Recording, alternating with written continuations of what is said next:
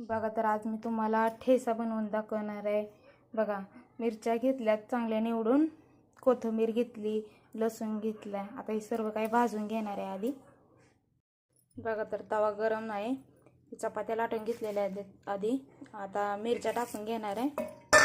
मिरच्या चांगल्या भाजून घ्यायच्या।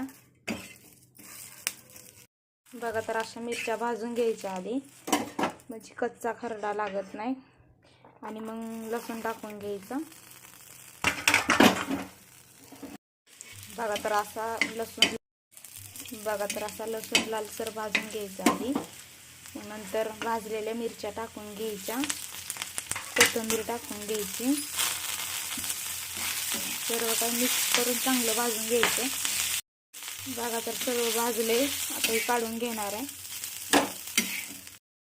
तर मी उकळी घेतली, ह्या उकळीत हे सगळं काही टाकून घ्यायचं। चवीनुसार मीठ टाकायचं।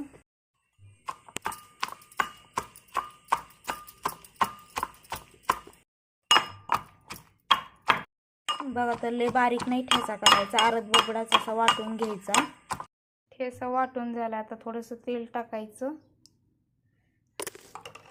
आणि सर्व काही मिक्स करून घ्यायचं असं।